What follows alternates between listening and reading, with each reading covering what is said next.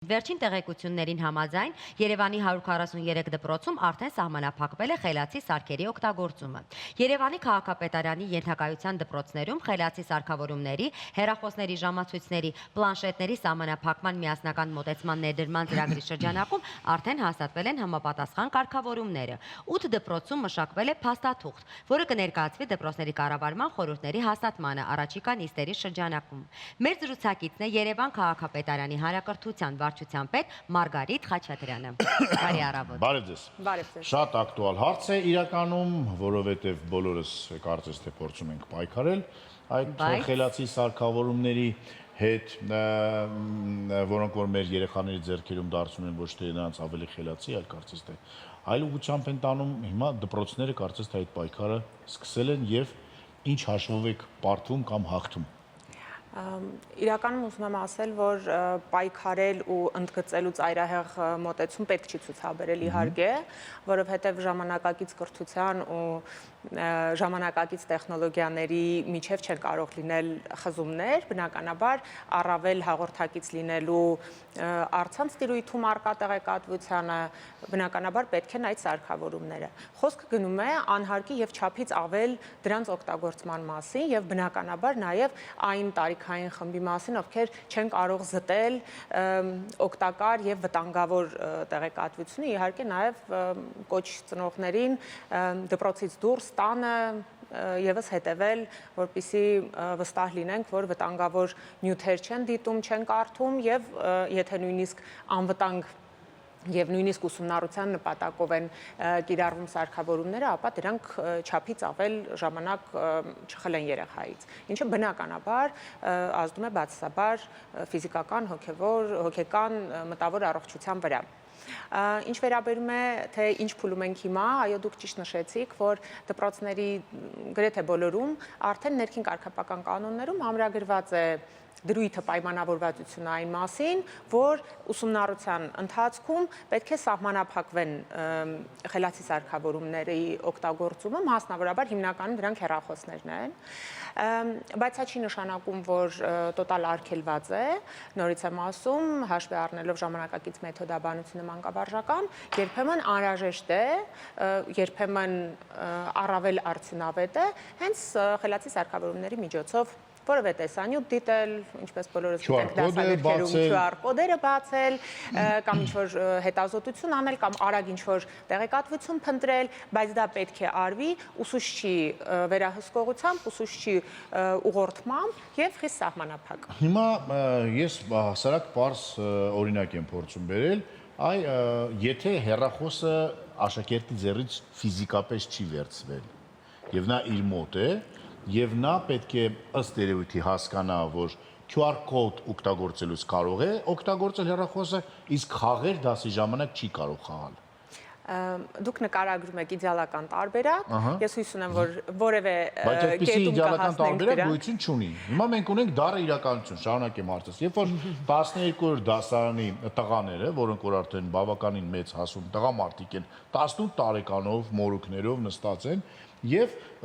խաղ են, բլոտ են խաղում դասի ժամանակ եւ փխրուն գեղեցիկ աղջինակ է իրենց արջև կանգնած, որը որ 3 ժամ առաջ ավարտել է բուհը 22 տարեկան։ Եվ նա չի կարում վերցնել այդ հեռախոսը այդ տղայի ձեռից։ Ինչ պետք է անի։ Ձեր նկարագրած իրավիճակը իհարկե հնարավոր է, բայց այստեղ մի նրբություն կա, որ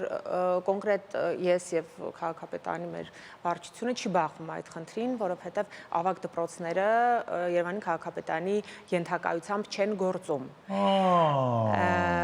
Ձեր գործը հեշտացել է։ Մեր գործը բավականին հեշտ է այդ առումով, մենք աշխատում ենք որոշակի տարիքային Մինչև 9-րդ դասարան։ Մինչև 9-րդ դասարան ունենք 12 միջնակարգ դպրոցներ, որտեղ սովորում են նաև ավագ դասարանի սովորողները, բայց դրանց թիվը փոքր է եւ հաշվի առնելով նաև միջնակարգ դպրոցների առանձնահատկությունը, այդ խնդրին մենք չենք բախվում։ Իսկ դե բան չկա, ներողություն եմ խնդրում, որ ընդհատում եմ, կոգնիտիվ դիսոնանս չի առաջանում մարդկանց մոտ։ Ինչ է նշանակում։ Այ եթե քաղաքապետարանը, այսինքն միջնակարգ դպրոցները ոչ ավակ, ուրեմն այդ օրենքը գործում է, իսկ ավակ դպրոցների մերը չի ժողովրդին ինչ ուզում եք, թող ԿԳՄՍ նախարարությանը։ Այո, իսկ իրաց մոտ չկա այդպես օրենք, չի գործում։ Տեսեք, խոսքը նախ շատ կարևոր է ընդգծել, որ օրենքի մասին չի, որևէ օրենքում փոփոխություն տեղի չի ունեցել։ Նույնիսկ երբ առաջին անգամ խոսվեց այս մասին, գուցե դուք էլ նկատած կլինեք, թե մեկնաբանությունների մակարդակում ինչ քննարկումներ էին գնում, նաև հանդիպել եմ շատ տասնյակ հարցադրումների, թե բա ինչու մարզերում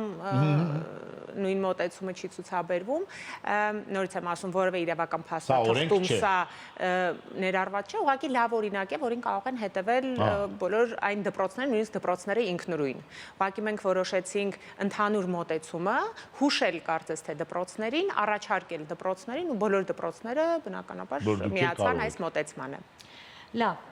եկեք խոսենք այն մասին, որ կար նաև մի ժամանակահատված, երբ ուղղակի երեխաները մտնում էին դպրոց եւ դպրոցներում նրանց ձեռքից ուղղակի վերցնում էին հեռախոսները, այսպես շատ սիրուն անգամ բաժանի պես դասավորված էր, այո, եւ հետո դասերը վերջանալուց հետո վերցնում են, որ ծնողները կապ ունենան երեխաների հետ։ Հետո երբ առաջացավ այս հարցը, որ գրքերում կար QR-ները եւ երեխաները մենակ ուսուցչի մեկ հեռախոսով չեն կարողանում ենթադրենք 33 երեխա օգտագործել, բնականաբար այդ ժամին հետ են տալիս երեխաներին եւ ձեր ասածի ու գորի ասածի պես արդեն դա կառավարելի չէ, QR-ը մեկը բացեց, շարունակեցին բոլորը կարդալ, մյուսը վերցեց եւ սկսեց խաղալ խաղը։ Արդյոք սա նաեւ չի տանում նրան, որ պետք է այդ էլեկտրոնային գրատախտակները բոլոր դպրոցներում պարտադիր լինեն եւ ընդհանրապես չտալ երեխաներին։ Տալ միայն վերջում, սա ավելի ճիշտ հարցի լուծում չէ։ Տեսեք, հարցի լուծում միշտ առաջանալու են իրավիճակներ, երբ միշտ ավելի լավ կարելի է կազմակերպել եւ նաեւ Երևանի առանձնահատկությունը ու Երևանի քաղաքապետարանի ենթակայության դպրոցների թիվն է մեծ եւ նաեւ սովորողների թիվն է մեծ, դասարանների թիվն է մեծ եւ իհարկե ապահովել բոլորում տեխնիկական հագեցվածություն, իհարկե գնում ենք դրան, բայց այս պահին ասել, որ լուծված է այդ խնդիրը, ոչ։ Ձեր նկարագրած իրավիճակը այսօր էլ առկա է եւ այո, դպրոց մտնելիս երեխաները հանձնում են հեռախոսները, ժամացույցները, յուրաքանչյուր դպրոց դա կազմակերպում է իր ունեցած հնարավորությունների, կարիքների կամ հարմարություններին համապատասխան։ Ավելին ասեմ, դպրոցներ ունենք, օրինակ, դպրոց ունենք, որ 9 դասարանով է գործում, դպրոց ունենք 72 դասարանով է գործում։ Բնականաբար այստեղ մոտեցումները շատ տարբեր են լինելու։ Դպրոցներ ունենք, որոնց ղեկավարները նշում են, որ հատուկ հավաքելու կարիք չկա, հասել ենք արդեն նրան, որ երեխաները գալիս են դասարանում, կարող է դասարանում սեղանի, երեխաների աչքի առաջ ձեր նկարագրած տուփիկներով հեռախոսները դրված լինեն եւ որևէ մեկը չի վերցնել։ Դպրոցներ ունենք, որ ահազանգեր ունենք բարձր դասարանցիներից հատկապես, որ երկրորդ հեռախոս են բերում երեխաները, ինչ որ լուծումներ գտնում են, բնականաբար սա անցումային փուլ է եւ երեխաների համար բոլորս էլ գիտենք, նույնիսկ մեզ մեծահասակներիս համար այդ կախվածության ծանոթ է այդ երևույթը։ Այո, ասել, որ չենք ունենում տեղում եզակի խնդիրներ, այդպես չէ իհարկե, բայց մոտեցումը հետևյալն է, որ հանձնում են դպրոց մտնելիս, դասերի ընթացքում բնականաբար թե էքստրեմալ իրավիճակ կլինի կամ արագ ծնողի հետ կապվել կլինի, գնանք, բայց դա ոչ մի դժվարություն չի ներկայացնում ուսուցիչների միջոցով կամ հեռախոսը վերցնել կապ հաստատելու միջոցով։ Եթե կոնկրետ դասի, կոնկրետ առարկայի, կոնկրետ դասաժամին պետք է լինում, բաժանվում են, գուցե ամբողջ դասի ընթացքում, գուցե մի քանի րոպեով աշխատանքը կատարում են եւ հետ վերադարձնում։ Այստեղ հավատացեք, ես էլ որպես պրակտիկ ուսուցիչ եմ ասում, որևէ դժվարություն չկա, շատ ավելի դժվար է սովորողների ուշադրությունը կենտրոնացնել թեմայի վրա, նույնիսկ եթե երեխաները չեն օգտագործում հեռախոսները, բայց գիտեն, որ գրպանում կամ պայուսակում կա այդ սարքը եւ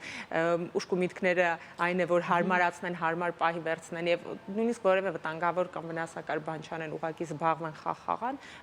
արդեն մեծ պրոբլեմ է առաջացնում կենտրոնանալու։ Ինձ մեկ-մեկ թվում է, որ մենք փորձում ենք ինչ որ հերթական անգամ նոր հեծանիվներ մոգոնել։ Չէ՞ որ օրինակ Անգլիայում, որտեղ որ հաստատ ավելի շատ դպրոցներ կան, քան Երևանում,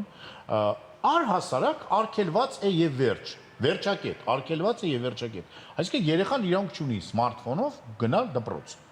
Եթե երեխան սմարթֆոնով գնում է դպրոց, ծնողը պատիժ է կրում դրա համար։ Ֆինլանդիայում մարդիկ չեն թողում, պարզապես չեն թողում եւ բոլորը գիտեն, որ երեխան միջև անգամ եվրոպական երկրներ կան հիմա, որ սոցցանցերն են արգելում երեխաների համար մինչև 14 կամ 16 տարեկան։ Մենք փորձում ենք ինչ-որ, չգիտեմ, Մենք փորձում ենք միջին լուծում գտնել։ Ինչի համար։ Եթե մենք հասկանում ենք, որ դա վատ է եւ դա խանգարում է ուսուցման process-ին, եւ մենք հստակ հասկանում ենք, որ եթե մենք այսօր համեմատենք 20 տարի առաջվա 9-րդ դասարանցու գիտելիքների մակարդակը եւ այսօրվա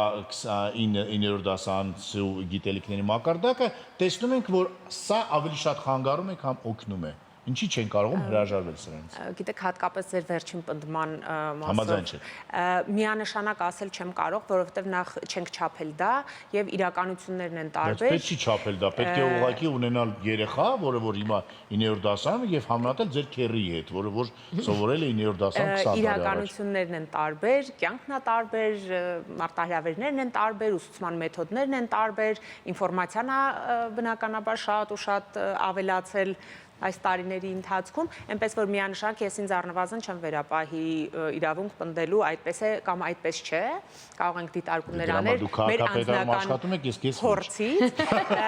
Քաղաքապետարանում մենք տեղայնացնում ենք Երևան քաղաքում հիմնական եւ միջնակարգ դպրոցներում տեղայնացնում ենք կրթական քաղաքականության իրականացումը, ինչը նորից եմ ասում, քանի որ ես ոլորտից եմ, ներեցեք, որ այդպես եմ ասում, մի փոքր ավելի զգուշությամբ եմ մոտենում հարցին։ Տարվա ստաժ ունեք դուք ոլորտում։ Այսինքն դուք հիշում եք այն ժամանակները, երբ որ չկային այս սարքավորումները դպրոցում։ Իհարկե հիշում եմ։ Ձեր չէ, որպես ուսուցիչ։ Ես սկսել եմ իմ մասնագիտական գործունեությունը 2008 թվականին։ Իհարկե բոլորը չէ որ ունեին, եզակի սովորողներ ունեին բջջային հեռախոսներ, բայց այդ ժամանակ էլ այլ խնդիրներ կան, միշտ էլ ժամանակի խնդիրները Տետրիս կարող է խաղալ։ Չէ, արդեն տետրիս չկար։ Տետրիս կար, երբ մենք էինք աշակերտ, բոլոր շրջաններում էլ շրջանին բնորոշ, տվյալ ժամանակահատվածին բնորոշ խնդիրներ եւ դժվարություններ լինում են։ Այսօր ունենք այն ինչ ունենք եւ նորից եմ ասում պատկերացնել եթե որևէ մեկը եթե նույնիսկ մենք մեր եւ մեր երեխաների օրինակով նայենք բնականաբար հասանելի չի կարող լինել ամբողջ անհրաժեշտ տեղեկատվությունը առանց էլեկտրոնային սարքավորումների, առանց համացանցի, սա վստահաբար Զարմանում եմ, ես ոնց եմ կենթանի մնացել մարդու առանց։ Լավ, գոր, եկեք մի փոքր շեղվենք թեմայից, նաև խոսենք այն մասին, որ դպրոցներում հիմա շատ վիրուսներ են տարածված եւ կարծես թե 30 կամ 35 հոգանոց դասարաններից գրեթե 20%-ն է գալիս դպրոց։ Այս վիրուսների դեմ պայքար եւ արդյոք խոսակցություններ են գնում, որ կարող են նաև քաղաքապետարանի։ Չէ, սա իմ անձնական դիտարկումն է, որտեղ իմ երեխաներն էլ են դպրոց գնում։ Իսկ փակվել դպրոցների ինչ-որ խոսակցություններ, հեռավարի անցնել, ինչ պատկեր ունենք։ Ես չգիտեմ այդ տեղեկատվությունից ես որտեղից, բայց ճշգրիտ համընկնում է ունեցած երեկվա հավաքագրած մեր տվյալի հետ ճշգրիտ համընկնում է, շուրջ 20% բացակայություններ են դիտվում։ Իհարկե առաջին անգամ չէ, որ նման բացակայությունների նման ցուցանիշ ունենք, տարբեր ժամանակահատվածներում բռնկումների ժամանակ ունենում ենք ավելի վատ իրավիճակ է եղել,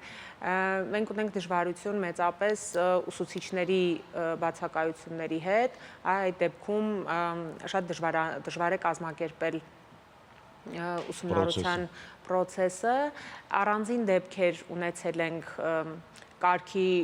սողանցքներից օգտվելով առանձին դասարաններ եւ դպրոցներ անցել են հեռավար ուսուցման մի քանի օրով, մեկ շաբաթով, հնարավորություն իհարկե ընձեռում է օրենսդրություն նաեւ արձակուրդների տեղափոխություն, եթե կոնկրետ օր բռնկում կա եւ բացակայությունների մեծ թիվ կա, կարող ենք տեղափոխել դասեր օրինակ շաբաթօրվա, բայց ընդհանուր դարձյալ ընդհանուր մոտեցում չկա, նաեւ բանավոր իհարկե դարձյալ ոչ ճշգրիտ բան եմ ասում, դնորենների հետ խոսակցության ժամանակ պարզվում է, որ գնալով նվազում են հիվանդացության դեպքերը եւ հույս ունենք, որ այս եւ մյուս շաբաթ բարեհաջող կիսամյակը կավարտենք առանց, բայց դարձյալ այդ լուծումը քաղաքապետարանի քաղաքապետարանի տիրույթում չէ, առողջապահության, կրթության, մշակույթի սպորտի նախարարությունների համատեղ որոշում պիտի լինի։ Շնորհակալություն։ Հարցերը շատ են, պատասխաններն էլ գոյություն ունեն, կարելի է վիճել, կարելի է չվիճել, բայց փաստը մնում է փաստ, որ մենք ունենք կոնտակտներ քաղաքապետարանի հետ եւ դա կարծես թե ամենակարևորն է։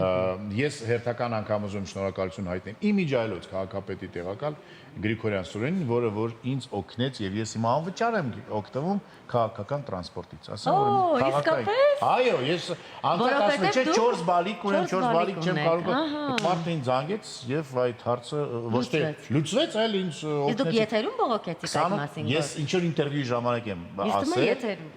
Կամ եթերում, այո։ Շնորհակալություն եւս մեկ անգամ եւ եթե դուք ել ունեք 4-ից եւ ավելի բալիկներ, իմացեք որ դուք ունեք այդ արտոնությունը եւ շատ ավելի հեշտ քան ես, որովհետեւ ես 28 րոպեվա ընթացքում դա կարողացա անել, դուք շատ ավելի հեշտ կարող եք բոլորդ կազմակերպել այդ process-ները։ Շնորհակալություն ձեզ։ Հուսանք, որ մեր կրթության մասին էլ եւ շատ են մտածում, որովհետեւ դա իսկապես մեր ապագան է եւ ինչքան կրթված լինի մեր հասարակությունը, այնքան մեր երկրի վիճակը լավ կլինի։ Իսկ հիմա գոված Շանթի եթերում։ Մնացեք մեզ հետ։